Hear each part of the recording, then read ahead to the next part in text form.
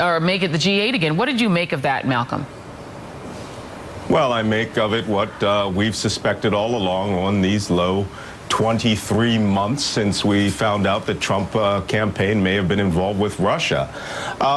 Donald Trump is seemingly in debt, a horrible debt to Vladimir Putin. And we don't know what it is yet, but you can be pretty sure that he is doing Russia's bidding at every turn. And to make the call to bring in Russia after it invaded a nation, seized its territory, and was put out of the G7, for him to say, hey, Russia should be in this club.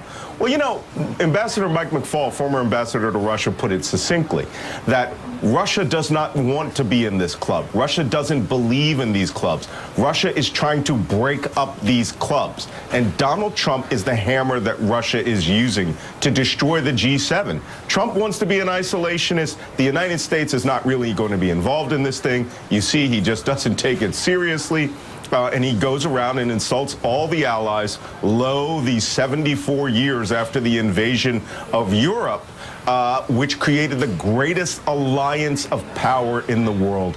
Russia and Donald Trump wants to see those alliances destroyed. Yeah, and Sarah, you know, it was odd to hear Donald Trump, you know, offering without anyone knowing he was going to do it, that he would love to see Russia back in. The one ally that has seemed to forge something of a bond with Donald Trump has been Emmanuel Macron of France.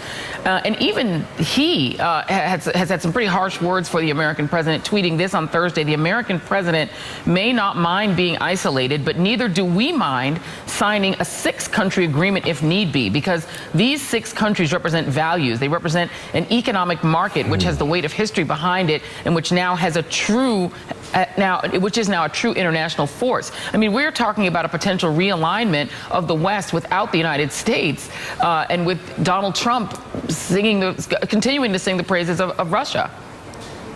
Yeah, absolutely. And I think that Macron's initial diplomatic moves towards Trump had nothing to do with a positive evaluation of Trump's character, but, you know, seeing the danger, trying to smooth it over, trying to see if he could appeal to Trump's ego and avoid this kind of situation. But this is pre-planned. I mean, Trump's moves on this are extremely predictable. He has always hated these kind of alliances where they're NATO, the EU, NAFTA. He's always looked for an isolationist position for the United States, especially on trade, but on other issues, shortly after he returned from his first trip to the Soviet Union in July 1987. And so I think now, you know, Europe is trying to protect itself. It's trying to protect itself from Russia, which is trying to intervene in their election, which you've seen intervention in Brexit, in France's own election. And it's trying to protect itself, and this is the unbelievable part, from the United States. We are a superpower, or we're a superpower. And when you have people like Trump in charge, a kleptocrat, an aspiring autocrat, you will end up possibly with a super autocracy aligned with other autocracies across the world. And you know, that we talked about this last week, David Korn. We kind of posited, you know, what would it look like, a world in which there is a sort of fundamental realignment, that the traditional Western allies are no longer the allies that, you know, they were before. You know, you had Donald Trump accusing Canada of burning down the White House in the War of 1812. Canada didn't even become a country until 1867. They certainly did not burn down the White House. It was British troops that did that in 1814. But I mean, that's where we are now. Donald Trump alienating our closest allies and saying Russia should be, you know, right with the world again. Well, apparently people are talking about what Canada did in 1812. I mean, it's clear a couple of things. He doesn't want a G7. He wants a G2.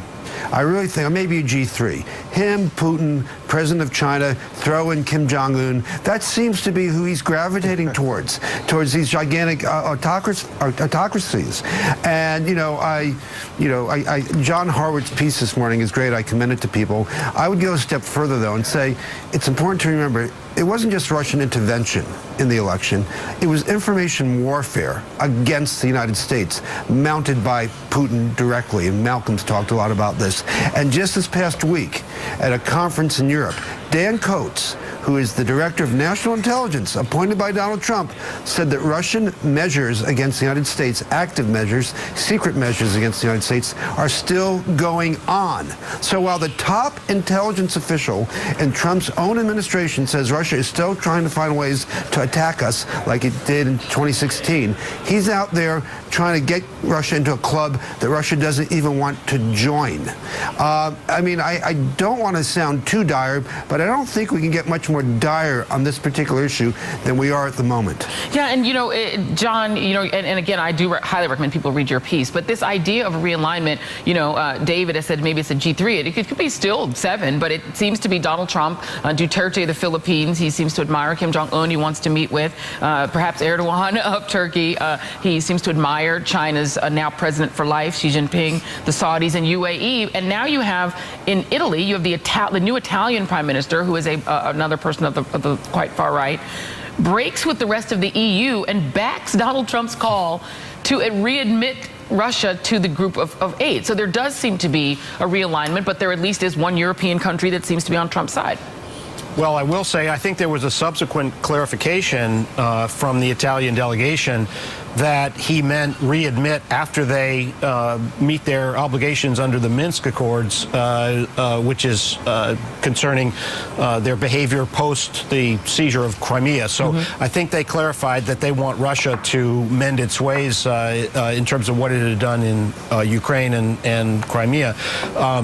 Look, the division of Western allies is something that I think Russia wants to do, that Donald Trump is helping them do.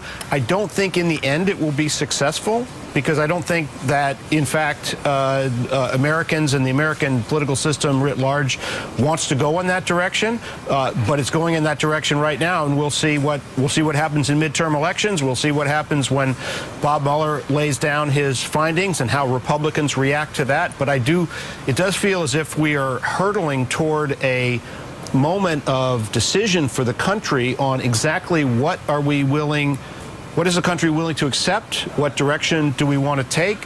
Which side is Donald Trump on? And that will be clarified soon. Sarah Kendzior, I'm going to go to you then. You wrote a book, View from Flyover Country. There is a sense that, at least in part of the Republican base, there is an openness to this kind of a realignment in the world, right? I mean, possibly. I think that most people are more concerned with, day-to-day needs and kind of getting by than they are with this realignment. I think that, Trump has done so many horrible things on a domestic level, or just shocking things on an international level, that this is just one of them. What I see in Missouri, which of course voted for Trump, is a lot of disillusionment, a lot of frustration. I think if people want to take a pragmatic approach to the midterms, we need to anticipate that they may not be fair and free. I'm going to interrupt you for just a moment. Donald Trump is now taking the podium, and we'll let you finish when he is done talking. And I think he's going to take questions as well. Let's listen in.